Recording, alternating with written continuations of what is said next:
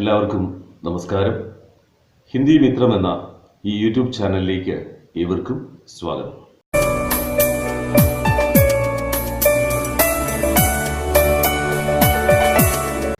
പ്രിയപ്പെട്ട വിദ്യാർത്ഥികളെ, 10ാം ക്ലാസ്സിലെ ഹിന്ദി പാഠപുസ്തകത്തിലെ 1ാമത്തെ യൂണിറ്റിലുള്ള ടൂട്ടാ പഹിയ എന്ന കവിതയാണ് കഴിഞ്ഞ ക്ലാസ്സിൽ നാം പരിചയപ്പെട്ടത്. ഇന്നത്തെ ക്ലാസ്സിൽ ടൂട്ടാ പഹിയ എന്ന ഈ കവിതയെ ആസ്പദമാക്കി എന്തൊക്കെ തുടർ പ്രവർത്തനങ്ങളാണ് നാം ചെയ്യേണ്ടതെന്നും പരീക്ഷയ്ക്ക് ഈ പാഠഭാഗത്തു നിന്ന് ചോദിക്കാനിടയുള്ള ചോദ്യങ്ങളും അവയുടെ ഉത്തരങ്ങളുമാണ് നാം ചർച്ച ചെയ്യുന്നത്. കഴിഞ്ഞ ക്ലാസ് കാണാൻ സാധിക്കാത്തവർക്കായി കഴിഞ്ഞ ക്ലാസ്സിൻ്റെ യൂട്യൂബ് വീഡിയോ ലിങ്ക് ചുവടെയുള്ള ഡിസ്ക്രിപ്ഷൻ ബോക്സിൽ നൽകിയിട്ടുണ്ട്.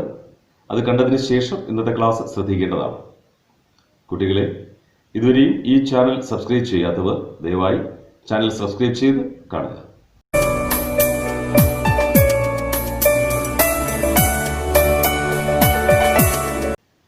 प्यारे बच्चों, आप लोग जानते हैं कि टूटा पहिया नामक एक कविता आधुनिक हिंदी साहित्य के विख्यात कवि श्री धर्मवीर भारती की है.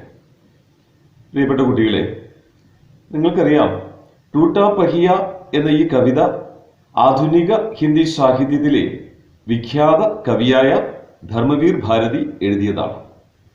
पिछले क्लास में हमने चर्चा की थी कि ये तो एक प्रतीकात्मक कविता है. ഇപ്പോൾ കഴിഞ്ഞ ക്ലാസ്സിൽ നാം ചർച്ച ചെയ്തതാണ് ടൂട്ടാ പഹിയ എന്ന ഈ കവിത ഒരു പ്രതീകാത്മകമായ കവിതയാണ്. യഹാം പ്രതീകോं को कवि ने महाभारत कथा से चुन लिया है. അപ്പോൾ ഈ കവിതയിൽ പ്രതീകങ്ങളെ കവി മഹാഭാരത കഥയിൽ നിന്നാണ് തിരഞ്ഞെടുത്തിരിക്കുന്നത്. महाभारत युद्ध के 13वां दिन कौरवों की ओर से गुरु द्रोणाचार्य द्वारा रचा गया चक्रव्यूह में. ഇപ്പോൾ മഹാഭാരത യുദ്ധത്തിന്റെ 13ാം ദിവസം കൗരവപക്ഷത്തു നിന്ന് ഗുരു ദ്രോണാചാര്യ രചിച്ച ചക്രവ്യൂഹത്തിൽ 16 വർഷീയ ബാലൻ അർജുൻ പുത്ര വീർ അഭിമന്യു ഫസ് ജാതാ ഹെ. കേവലം 16 വയസ്സ് മാത്രം പ്രായമുള്ള അർജുൻ പുത്രനായ അഭിമന്യു അകപ്പെടുന്നു. चक्रव्यूह में अक्षौहिणी सेनाओं एवं महारथियों से आक्रमण करके ആ ചക്രവ്യൂഹത്തിൽ അക്ഷൗഹിണി സേനയോടും മഹാരഥന്മാരോടും പോരാടി ജബ് വോ നിഹത്തി ബൻ ജാതാ ഹെ, അഭിമന്യു നിരായുധനായി തീരുന്ന സമയത്ത് തബ് രഥ് കെ ടൂട്ടേ ഹുയേ പഹിയേ കോ, അപ്പോൾ തന്റെ രഥത്തിന്റെ പൊട്ടിയ ചക്രത്തെ ഹഥിയാർ കെ രൂപ മേ അപ്നാ ലേതാ ഹെ, ഹഥിയാർ കെ രൂപമേ ഒരായുധമായിട്ട് അപ്നാ ലേതാ ഹെ സ്വീകരിക്കുന്നു.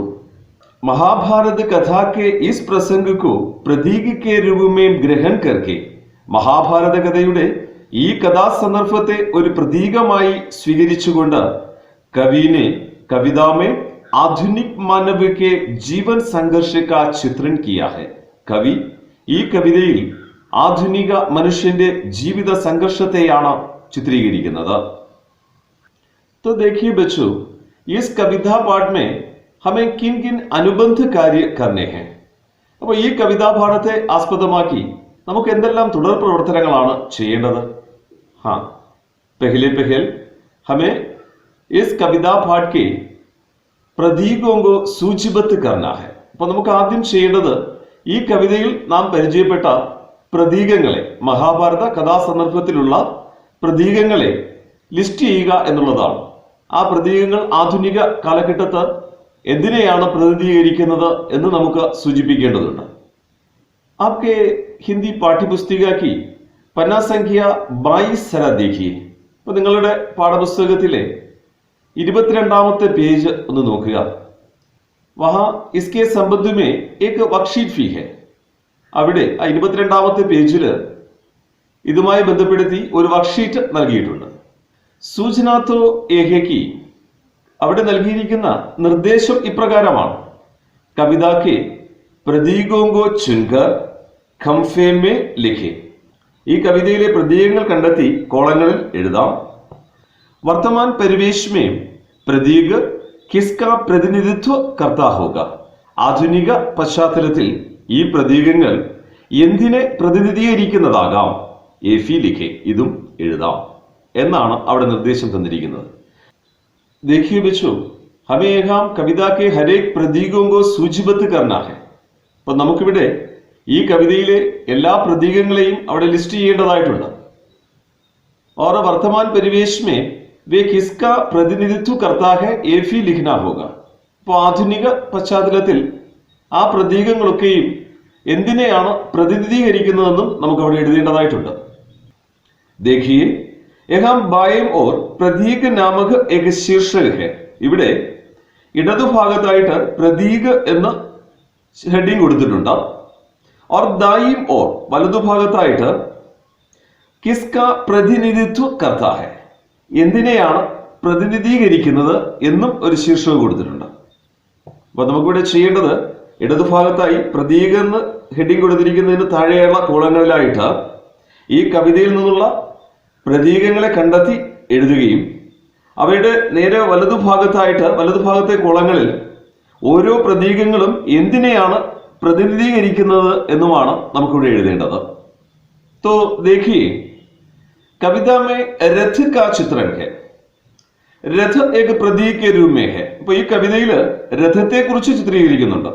രഥം ഒരു പ്രതീകമായിട്ട് ഉപയോഗിക്കുന്നുണ്ട്. तो देखिए रथ किसका प्रतीक है? രഥം എന്തിന്റെ പ്രതീകമാണ്? हाँ, रथ जीवन का प्रतीक है. രഥം ജീവിതത്തിന്റെ പ്രതീകമാണ്. അപ്പൊ നമ്മൾ ഇടതുഭാഗത്തുള്ള പ്രതീക എന്ന കോളത്തില് രഥ എന്നെഴുതി, വലതുഭാഗത്തുള്ള കിസ്ക പ്രതിനിധിത്വ करता है, എന്തിനെയാണ് പ്രതിനിധീകരിക്കുന്നത് എന്നുള്ള ആ കോളത്തില് ജീവൻ എന്നെഴുതി. ठीक इसी प्रकार अन्य प्रतीकों को भी हमें लिखना है. ഇപ്രകാരം തന്നെ ബാക്കി പ്രതീകങ്ങളും നമുക്ക് ഇതിന് താഴെയായിട്ട് എഴുതേണ്ടതായിട്ടുണ്ട്. और देखिए टूटा पहिया एक प्रतीक है. टूटा पहिया, പൊട്ടിയ രഥചക്രം, അതൊരു പ്രതീകമാണ്. കിസ്കാ പ്രതീക് है? हाँ, टूटा पहिया टूटा हुआ मानव मूल्य का प्रतीक है. പൊട്ടിയ രഥചക്രം തകരുന്ന മാനുഷിക മൂല്യത്തിന്റെ പ്രതീകമാണ്. യാ അല്ലെങ്കിൽ ഉപേക്ഷിത ലഘു മാനവിക, തിരസ്കരിക്കപ്പെടുന്ന സാധാരണ മനുഷ്യരുടെ അല്ലെങ്കിൽ പാർശ്വവൽക്കരിക്കപ്പെട്ട നിസ്സാരരായ മനുഷ്യരുടെ പ്രതീകമാണ്.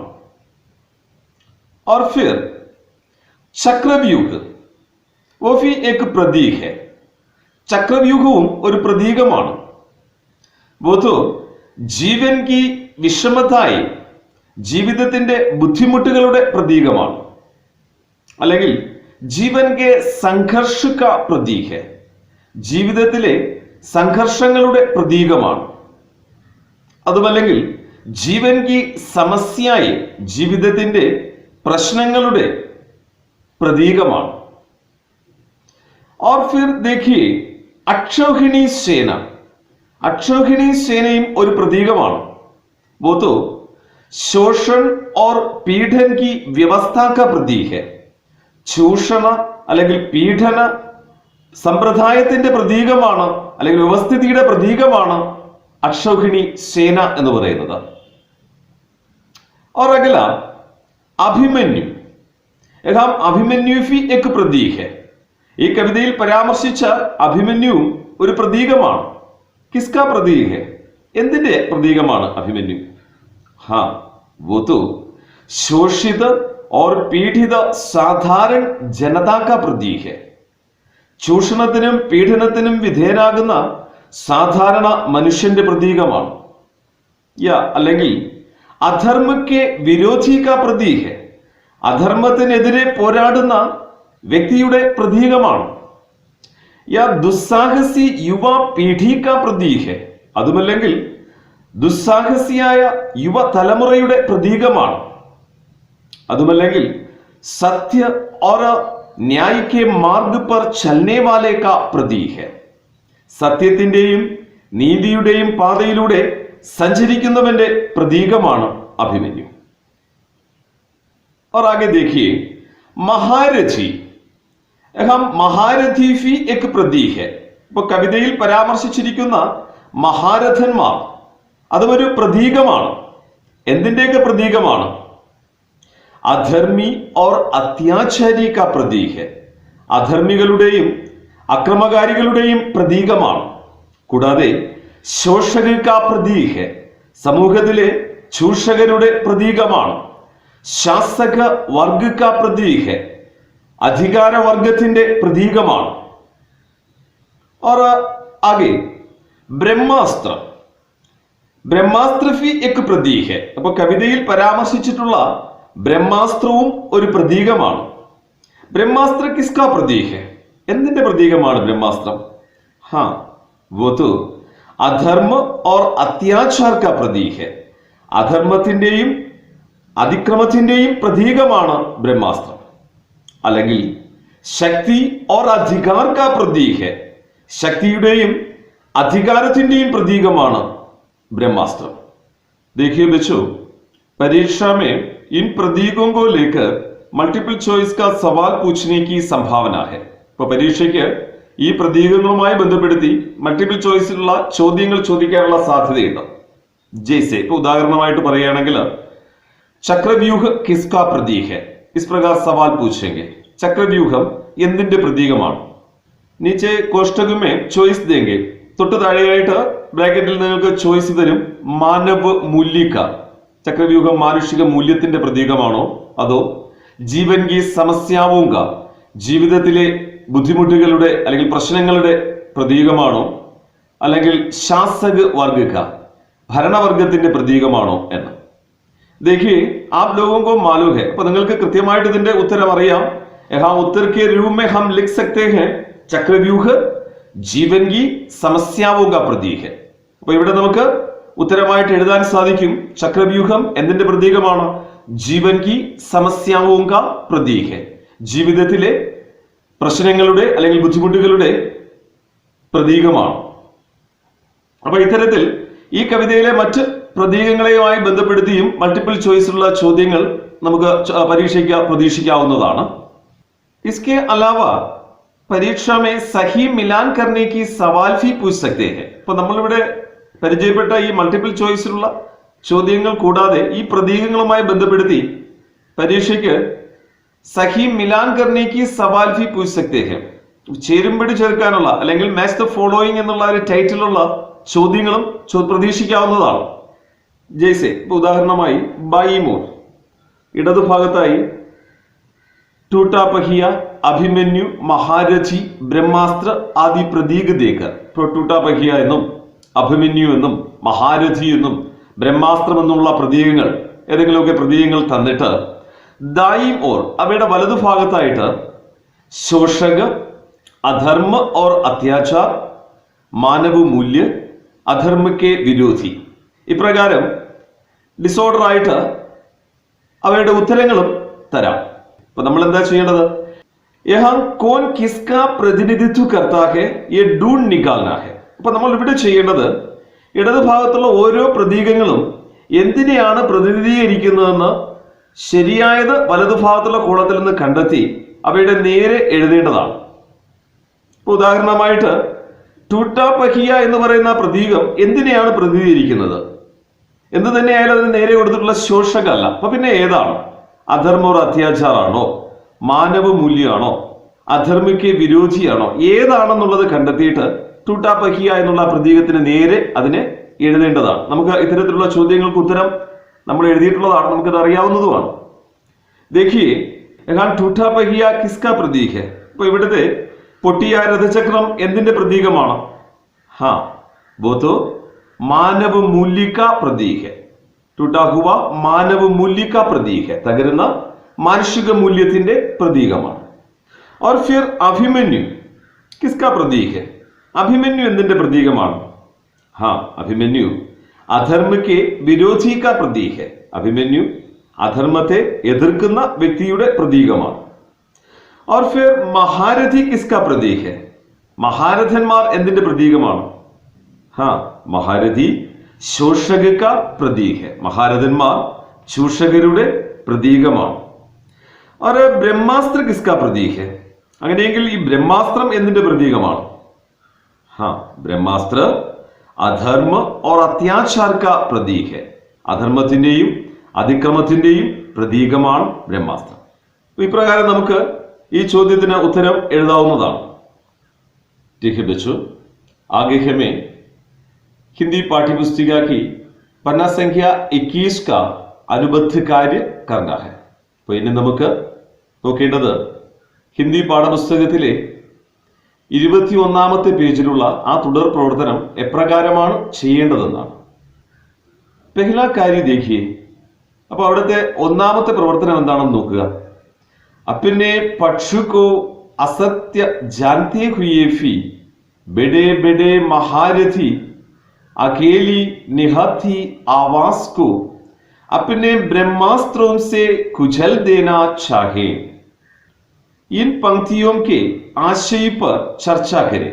ഈ വരികളുടെ ആശയം എന്താണെന്ന് ചർച്ച ചെയ്യാം.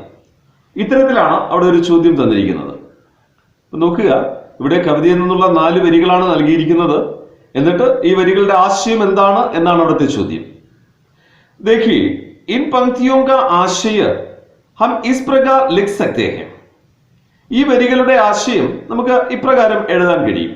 कि टूटा पहिया नामक कविता की इन पंक्तियों के द्वारा कवि धर्मवीर भारती कहते हैं.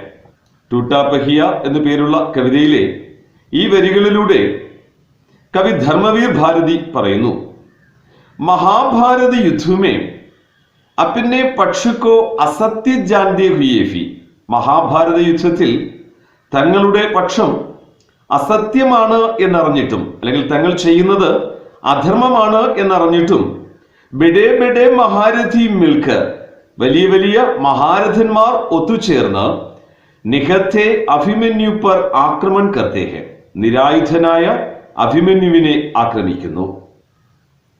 अभिमन्यु के आक्रमण को, अभिमन्युविന്റെ प्रत्याक्रमणത്തെ वे अपने ब्रह्मास्त्रों से कुचलने का प्रयास भी करते हैं.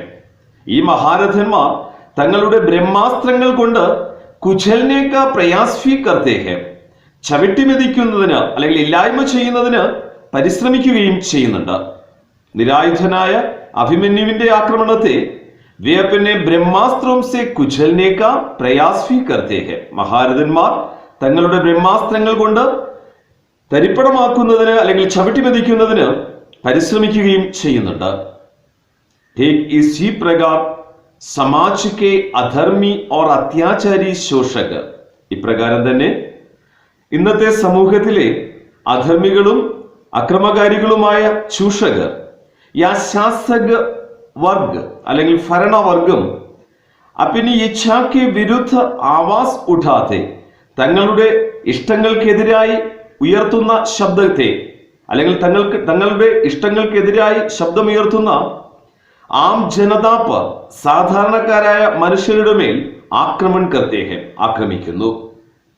वे आम जनता की आवाज को, അവർ സാധാരണക്കാരായ മനുഷ്യരുടെ ശബ്ദത്തെ അധർമ്മ और अत्याचारों से, അധർമ്മത്താലും അതിക്രമത്താലും, അർത്ഥാത് अपनी शक्ति का दुरुपयोग करके, അതായത് തങ്ങളുടെ ശക്തിയെ ദുരുപയോഗം ചെയ്തുകൊണ്ട് കുചൽനെ കാ പ്രയാസ് करते रहते हैं, ഇല്ലായ്മ ചെയ്യുന്നതിന് പരിശ്രമിച്ചുകൊണ്ടേ ഇരിക്കുന്നു. ഇത്തരത്തില് നമുക്ക് ഈ വരികളുടെ ആശയം പ്രതിപാദിക്കാവുന്നതാണ്. तो बच्चों आगे हमें देखना है. അപ്പോൾ ഇനി നമുക്ക് നോക്കേണ്ടത് പാഠ്യപുസ്തിക की പന്ന സംഖ്യ 21 का, നിങ്ങളുടെ പാഠപുസ്തകത്തിലെ 21ാമത്തെ പേജിൽ തന്നെയുള്ള दूसरा അനുബന്ധ कार्य, രണ്ടാമത്തെ തുടർ പ്രവർത്തനമാണ് ഇനി നമുക്ക് നോക്കേണ്ടത്. सरा देखिए, तब मैं रथ का टूटा हुआ पहिया उसके हाथों में ब्रह्मास्त्रों से लोहा ले सकता हूं. इन पंक्तियों में चर्चित पौराणिक संदर्भ वर्तमान परिवेश में कहां तक प्रासंगिक है. इन पंक्तियों में चर्चित पौराणिक संदर्भ, ഈ വരികളിൽ പ്രതിപാദിക്കുന്ന പുരാണ സന്ദർഭം അല്ലെങ്കിൽ മഹാഭാരത കഥയിലെ ആ സന്ദർഭം വർത്തമാൻ പരിവേശമേ, ആധുനിക പശ്ചാത്തലത്തിൽ കഹാം തക് പ്രാസംഗിക, എത്രത്തോളം കാലിക പ്രസക്തിയുള്ളതാണ് അല്ലെങ്കിൽ എത്രത്തോളം പ്രസക്തമാണ് എന്നുള്ളതാണ്. देखिए, इन पंक्तियों की प्रासंगिकता पर चर्चा करते हुए हम लिख सकते हैं. അപ്പോൾ ഈ വരികളുടെ കാലിക പ്രസക്തിയെ കുറിച്ച് ചർച്ച ചെയ്തുകൊണ്ട് നമുക്ക് എഴുതാൻ കഴിയുന്നത് ഇപ്രകാരമാണ്. कि टूटा पहिया नामक कविता की ഇൻ പങ്ക്തിയോം കെ ദ്വാര ടൂട്ടാ പഹിയ എന്നു പേരുള്ള കവിതയിലെ ഈ വരികളിലൂടെ കവി ധർമ്മവീർ ഭാരതി कहते हैं കവി ധർമ്മവീർ ഭാരതി ഇപ്രകാരം പറയുന്നു कि टूटा पहिया युद्ध में अभिमन्यु के लिए सहायक सिद्ध होता है. പൊട്ടിയ രഥചക്രം യുദ്ധമേ ആ യുദ്ധഭൂമിയിൽ മഹാഭാരത യുദ്ധഭൂമിയിൽ ചക്രവ്യൂഹത്തിൽ അഭിമന്യു കേലിയെ അഭിമന്യുവിന് സഹായക സിദ്ധ ഹോതാ ഹെ വളരെയധികം ഒരു സഹായമായി തീരുന്നു. വോ അഭിമന്യു കെ ഹാത്ത് കാ ഹത്തിയാർ ബൻകർ ആ പൊട്ടിയ ചക്രം അഭിമന്യുവിന്റെ കരങ്ങളിലെ ആയുധമായി നിലകൊണ്ട് ബ്രഹ്മാസ്ത്രം സെ ലോഹാൻ ലേതാ ഹെ ആ ബ്രഹ്മാസ്ത്രങ്ങളോട് അത് പോരാടുന്നു. ये पौराणिक संदर्भ वर्तमान परिवेश में बिल्कुल प्रासंगिक है. ഈ പുരാണ സന്ദർഭം മഹാഭാരത കഥയിലെ ഈ സന്ദർഭം വർത്തമാൻ പരിവേഷ് में बिल्कुल प्रासंगिक है ആധുനിക പശ്ചാത്തലത്തിൽ തികച്ചും പ്രസക്തമാണ്. क्योंकि आज संसार में കാരണം ഇന്ന് ഈ സമൂഹത്തിൽ അധർമ്മ और अत्याचारों से लड़ने के लिए അധർമ്മത്തോടും അതിക്രമങ്ങളോടും ലഡ്നെ കെ ലിയെ പോരാടുന്നതിനു വേണ്ടി ടൂട്ടേ ഹുയെ മാനവ മൂല്യം കി തകരുന്ന മാനുഷിക മൂല്യങ്ങളുടെയും അല്ലെങ്കിൽ നഷ്ടമാകുന്ന മാനുഷിക മൂല്യങ്ങളുടെയും और ഉപേക്ഷിത ലഘുമാനവികി പാർശ്വവൽക്കരിക്കപ്പെട്ട അല്ലെങ്കിൽ സമൂഹത്തിൽ നിന്ന് തിരസ്കരിക്കപ്പെട്ട നിസ്സാര മനുഷ്യരുടെയും ആവശ്യകത ആവശ്യമുണ്ട് എന്നുള്ളതാണ്. बच्चों आगे हमें पाठ्यपुस्तिका की पन्ना संख्या 21 का तीसरा अनुबद्ध कार्य करना है. അപ്പോൾ ഇനി നമുക്ക് പാഠപുസ്തകത്തിലെ 21ാമത്തെ പേജിലുള്ള മൂന്നാമത്തെ പ്രവർത്തനം ചെയ്യേണ്ടതാണ്. देखिए इतिहासों की सामूहिक गति सहसा छूटी पड़ जाने पर क्या जाने सच्चाई टूटे हुए पहियों का आश्रय ले. इन पंक्तियों से कवि क्या बताना चाहते हैं? ഈ വരികളിലൂടെ കവി എന്താണ് നമ്മോട് പറയുവാൻ ആഗ്രഹിക്കുന്നത്? ഇവിടെ കവിതയുടെ അവസാനത്തെ 4 വരികളാണ് നൽകിയിരിക്കുന്നത്. ഈ വരികളിലൂടെ കവി എന്താണ് നമ്മോട് പറയുവാൻ ആഗ്രഹിക്കുന്നത് എന്നതാണ് നമ്മളിവിടെ നോക്കേണ്ടത്. देखिए इसका उत्तर हम इस प्रकार लिख सकते हैं. നമുക്ക് ഇപ്രകാരം എഴുതുവാനായിട്ട് സാധിക്കും कि टूटा पहिया नामक कविता की इन पंक्तियों के द्वारा കവി ധർമ്മവീർ ഭാരതി ബതാത്തെ ഹെ. ടൂട്ടാ പഹിയ എന്ന് പേരുള്ള കവിതയുടെ ഇൻ പങ്ക്തിയോം കെ ദ്വാര ഈ വരികളിലൂടെ കവി ധർമ്മവീർ ഭാരതി ബതാത്തെ ഹെ കവി ധർമ്മവീർ ഭാരതി നമ്മോട് പറയുകയാണ് कि इतिहासों की सामूहिक गति सत्य और धर्म के पथ को छोड़कर चले तो ഇതിഹാസോം കി മാനവ ചരിത്രങ്ങളുടെ സാമൂഹിക് ഗതി പ്രയാണം അല്ലെങ്കിൽ മാനവരാശിയുടെ മുന്നോട്ടുള്ള പോക്ക് സത്യ और धर्म के पथ को छोड़कर സത്യത്തിന്റെയും ധർമ്മത്തിന്റെയും പാത വിട്ട് ചലേന്തു പോവുകയാണ് എങ്കിൽ സച്ചായി കോ ടൂട്ടേ ഹുയെ पहियों का ആശ്രയ ലേനാ പടേഗാ സത്യത്തിന് പൊട്ടിയ രഥചക്രങ്ങളെ ആശ്രയിക്കേണ്ടതായിട്ട് വരും. അതായത് പതൻ കി or Jane Valley is Duniya കോ തകർച്ചയിലേക്ക് നീങ്ങുന്ന ഈ ലോകത്തിന് അല്ലെങ്കിൽ തകർച്ചയിലേക്ക് നീങ്ങുന്ന മാനവരാശിക്ക് സത്യ और धर्म की स्थापना के लिए സത്യവും ധർമ്മവും പുനഃസ്ഥാപിക്കുന്നതിനു വേണ്ടി മാനവും മൂല്യവും और ഉപേക്ഷിത ലഘുമാനവും का ആശ്രയ ലേനാ പടേഗ മാനുഷിക മൂല്യങ്ങളെ അല്ലെങ്കിൽ തിരസ്കരിക്കപ്പെട്ട സാധാരണ മനുഷ്യരെ ആശ്രയ ലേനാ പടേഗ ആശ്രയിക്കേണ്ടതായിട്ട് വന്നേക്കാം. देखिए बच्चों इस कविता के आधार पर एक और अनुबद्ध कार्य आपकी पाठ्यपुस्तिका में है. അപ്പോൾ ഈ കവിതയെ അടിസ്ഥാനമാക്കി ഒരു തുടർ പ്രവർത്തനം കൂടി നിങ്ങളുടെ പാഠപുസ്തകത്തിൽ നൽകിയിട്ടുണ്ട്. പാഠ്യപുസ്തിക की पन्ना संख्या 22 सरा देखिए. നിങ്ങളുടെ പാഠപുസ്തകത്തിലെ 22ാമത്തെ പേജ് ഒന്നുകൂടി ഒന്ന് നോക്കുക. वहां लिखा है टूटा पहिया कविता पर टिप्पणी लिखें. टूटा पहिയ എന്ന ഈ കവിതയെ അടിസ്ഥാനമാക്കി ഒരു ആസ്വാദന കുറിപ്പ് എഴുതാം. देखिए यहाँ हमें पूरी कविता पर टिप्पणी लिखने की सूचना दी है.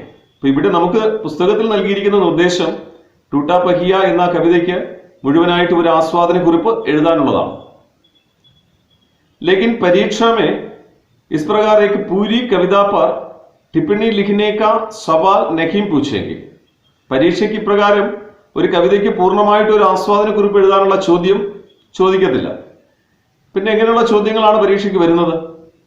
देखिए साधारणतः परीक्षा में सवाल पूछेंगे कविता में से चुनी गई कुछ पंक्तियों के आधार पर. സാധാരണ പരീക്ഷയ്ക്ക് ചോദ്യങ്ങൾ ചോദിക്കുന്നത് കവിതയിൽ നിന്ന് തിരഞ്ഞെടുക്കുന്ന ഏതാനും വരികളെ അടിസ്ഥാനമാക്കി യാ കവിതാംശിക്ക് ആധാർ पर അല്ലെങ്കിൽ കവിതാംശത്തെ അടിസ്ഥാനമാക്കിയിട്ട് एक टिप्पणी लिखने के लिए सवाल पूछेंगे. ഒരു ആസ്വാദന കുറിപ്പ് എഴുതാൻ വേണ്ടിയിട്ടാണ് പരീക്ഷയ്ക്ക് ചോദ്യം ഉണ്ടാവാറുള്ളത്.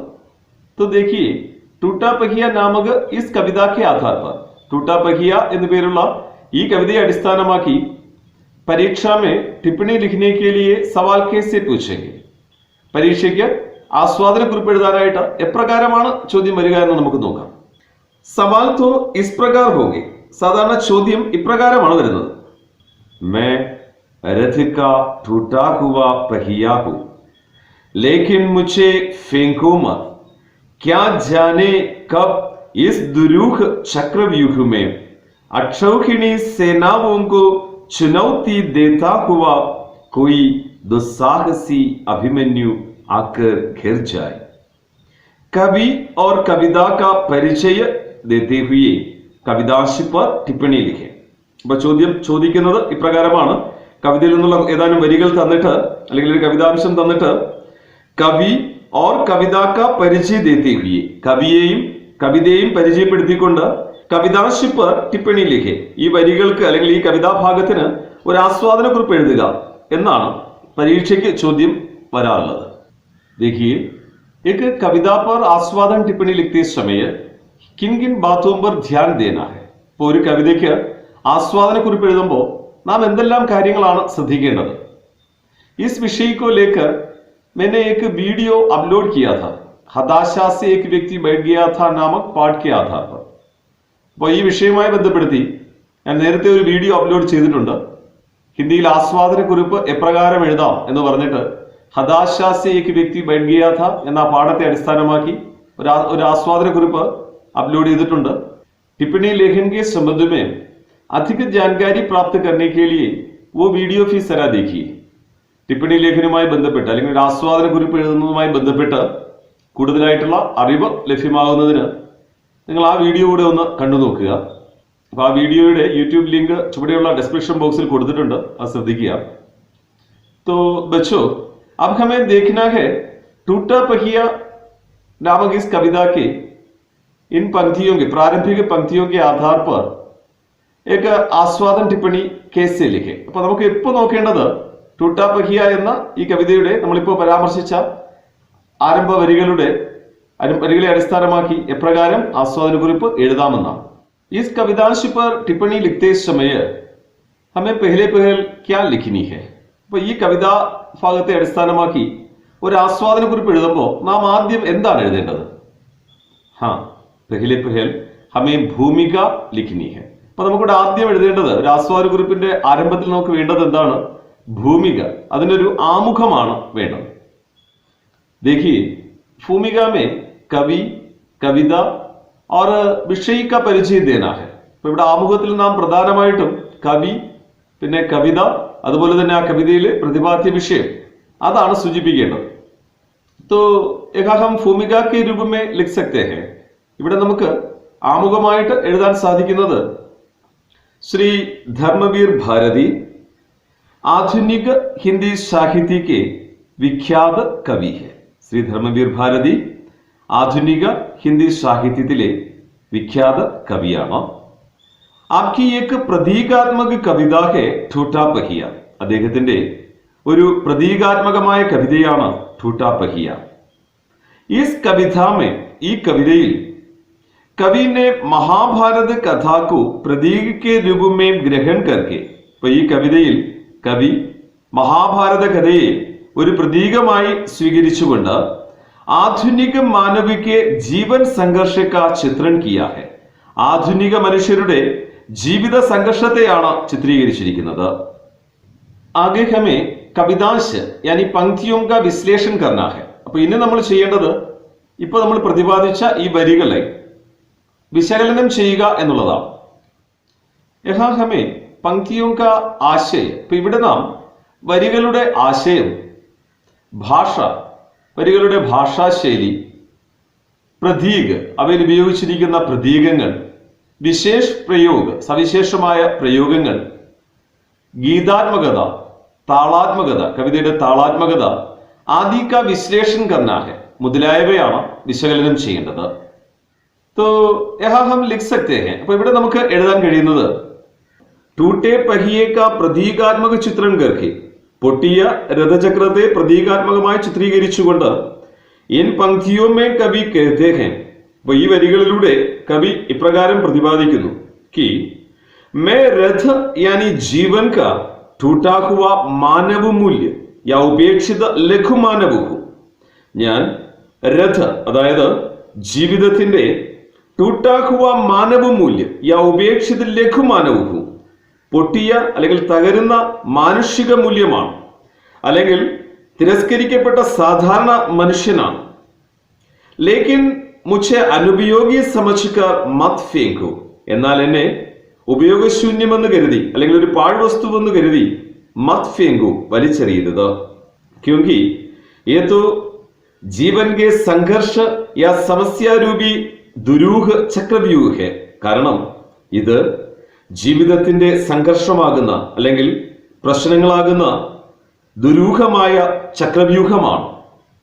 യഹാം അക്ഷോഹിണി സേനാവും, ഇവിടെ അക്ഷോഹിണി സേനകൾക്ക് യാനി അതായത് സമാജ് കെ ശോഷൺ ഏവം പീഡൻ കി വ്യവസ്ഥ और ശോഷകോं को, സമൂഹത്തിലെ ചൂഷണ പീഡന വ്യവസ്ഥിതിക്ക് അല്ലെങ്കിൽ ചൂഷണ പീഡന സമ്പ്രദായത്തിന് और ശോഷകോं को, ചൂഷകർക്കും ചുനൗത്തി ദേത്താ ഹുവ, വെല്ലുവിളി ഉയർത്തിക്കൊണ്ട് कोई ദുസ്സാഹസി അഭിമന്യു, ഏതെങ്കിലും ഒരു ദുസ്സാഹസിയായ അഭിമന്യു യാനി അധർമ്മക്കെ വിരോധി വ്യക്തി ആക്കർ ഘിർ ജാനെ കി സംഭാവന ഹെ, അധർമ്മത്തെ എതിർക്കുന്ന ഒരു മനുഷ്യൻ വന്ന് അകപ്പെടുവാനുള്ള സാധ്യതയുണ്ട്. ഉസ് വ്യക്തിക്ക് സഹായത करने के लिए, ആ മനുഷ്യനെ സഹായിക്കുന്നതിന് വേണ്ടിയിട്ട് മേരി ആവശ്യകത പടേഗി, എന്റെ ആവശ്യം അവിടെ ഉണ്ട്. देखिए तीसरे अनुच्छेद में हमें पंक्तियों की भाषापरक विशेषताओं पर ध्यान देना है. അപ്പോൾ ഇവിടെ മൂന്നാമത്തെ പാരഗ്രാഫായിട്ട് നാം ഈ വരികളുടെ ഭാഷാപരമായ സവിശേഷതകളാണ് പ്രതിപാദിക്കേണ്ടത്. यहाँ हम लिख सकते हैं. ഇപ്പോൾ ഇവിടെ നമുക്ക് എഴുതാനായിട്ട് കഴിയുന്നത് ആത്മകഥാത്മക ശൈലി में लिखी हुई इस कविता की भाषा, ആത്മകഥാത്മകമായ ശൈലിയിൽ എഴുതിയിട്ടുള്ള ഈ കവിതയുടെ ഭാഷ ബഹുത് സരൽ ഹെ, വളരെ ലളിതമാണ്. അപ്പൊ ഇവിടെ ആത്മകഥാത്മകമായ ശൈലി എന്നതുകൊണ്ട് അർത്ഥമാക്കുന്നത് ഇവിടെ ആ പൊട്ടിയ രഥചക്രം നമ്മോട് സ്വയം സംസാരിക്കുന്നതായിട്ടാണ് ഇവിടെ കവിതയിലൂടെ ചിത്രീകരിച്ചിരിക്കുന്നത്. അതുകൊണ്ടാണ് അത്തരത്തിൽ ആത്മകഥാത്മകമായ ശൈലി എന്ന് പ്രതിപാദിച്ചിരിക്കുന്നത്. തുടർന്നുള്ള ഭാഗം നോക്കുക. ഇസ്മേം കബീനെ മഹാഭാരത കഥാസെ കൈ പ്രതീകോं का प्रयोग किया है. അപ്പൊ ഇവിടെ കവി മഹാഭാരത കഥയിൽ നിന്ന് അനേകം പ്രതീകങ്ങളെ ഉപയോഗിച്ചിട്ടുണ്ട്. ജയ്സെ, ഉദാഹരണമായിട്ട് രഥ, ടൂട്ടാ പഹിയ, ചക്രവ്യൂഹ്, അക്ഷൗഹിണി സേന, മഹാരഥി, അഭിമന്യു ആദി മുതലായവ. അപ്പൊ ഇങ്ങനെ ഒത്തിരി പ്രതീകങ്ങൾ മഹാഭാരത കഥയിൽ നിന്ന് കവി ഇവിടെ ഉപയോഗിച്ചിട്ടുണ്ട്, ഈ കവിതയിലൂടെ അല്ലെങ്കിൽ വരികളിലൂടെ ഉപയോഗിച്ചിട്ടുണ്ട്. ഗദ്യാത്മക ശൈലി में लिखी हुई पंक्तियों की ഗീതാത്മകത സരാഹനീയ ഹെ. ഗദ്യാത്മകമായ ശൈലിയിൽ എഴുതിയിട്ടുള്ള ഈ വരികളുടെ ഗീതാത്മകത സരാഹനീയ ഹെ, താളാത്മകത വളരെയധികം പ്രശംസനീയമാണ്. അപ്പോൾ ഈ കവിത ഗദ്യാത്മകമായ ശൈലിയിലാണ് എഴുതിയിരിക്കുന്നത് എങ്കിലും ഇതിന്റെ ഗീതാത്മകത സരാഹനീയ ഹെ, ഇതിന്റെ വരികളുടെ താളാത്മകത വളരെയധികം പ്രശംസനീയമാണ്. ബച്ചോ ആകെ ഹമേ ഉപസംഹാർ ലിഖ്നാ ഹെ. ഇനി നാം ഈ ആസ്വാദന കുറിപ്പിന് ഒരു കൺക്ലൂഷനാണ് എഴുതേണ്ടത്. ഉപസംഹാറിനെ, അപ്പോൾ അങ്ങനെ ഒരു കൺക്ലൂഷൻ എഴുതുന്ന സമയത്ത് ഹമേ കവിത യാ കവിതാംശ് പർ അപ്നാ വിചാർ, നാം ഈ കവിതയ്ക്ക് അല്ലെങ്കിൽ ഈ കവിതാഭാഗത്തുമായി ബന്ധപ്പെടുത്തി അപ്നാ വിചാർ, നമ്മുടെ അഭിപ്രായം എന്താണ് എന്നുള്ളതും അല്ലെങ്കിൽ നമ്മുടെ ചിന്തകൾ എന്താണ് എന്നുള്ളതും और उसकी प्रासंगिकता को सूचित करना है. അതിന്റെ കാലിക പ്രസക്തി ഇന്നത്തെ കാലഘട്ടത്തിൽ അത് എത്രമാത്രം പ്രസക്തമാണ് എന്നുള്ളതുമാണ് സൂചിപ്പിക്കേണ്ടത്. तो देखिए इस कवितांश पर एक उपसंहार किस प्रकार लिख सकते हैं. അപ്പോൾ ഈ കവിതാ ഭാഗത്തിന് ഒരു കൺക്ലൂഷൻ നമുക്ക് എപ്രകാരം എഴുതാൻ സാധിക്കുമെന്ന് നോക്കാം. देखिए यहाँ उपसंहार के रूप में हम लिख सकते हैं. ഇപ്പോൾ ഇവിടെ ഒരു കൺക്ലൂഷൻ ആയിട്ട് നമുക്ക് എഴുതാൻ കഴിയും. प्रस्तुत पंक्तियों से जो आशय मिलता है वो बिल्कुल प्रासंगिक है. ഈ വരികളിലൂടെ ലഭ്യമാകുന്ന ആശയം തികച്ചും കാലിക പ്രസക്തിയുള്ളതാണ്, അല്ലെങ്കിൽ ഇന്നത്തെ കാലഘട്ടത്തിൽ പ്രസക്തമാണ്.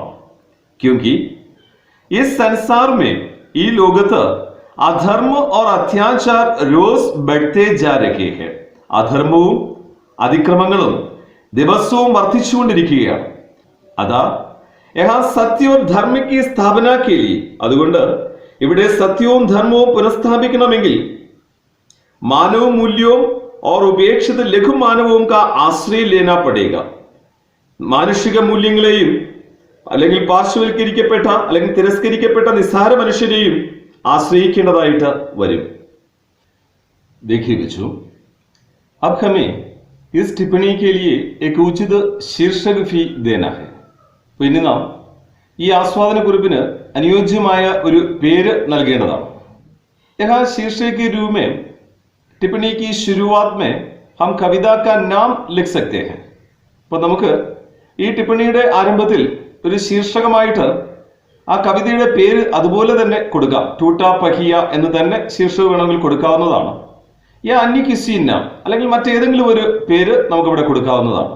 ജയ്സെ ഇപ്പൊ ഉദാഹരണമായിട്ട് വേണമെങ്കിൽ മാനവ മൂല്യങ്കോ മത് ചോടോ, മാനുഷിക മൂല്യങ്ങളെ ഒരിക്കലും ഉപേക്ഷിക്കരുത് എന്ന ഒരു ശീർഷകം നമുക്കിവിടെ കൊടുക്കാവുന്നതാണ്. യാ അതല്ലെങ്കിൽ കിസി കോഫി തുച്ഛ മത് സമച്ചോ, ഒന്നിനെയും നിസ്സാരമായി കരുതരുത് എന്നൊരു പേര് വേണമെങ്കിലും നമുക്ക് കൊടുക്കാവുന്നതാണ്.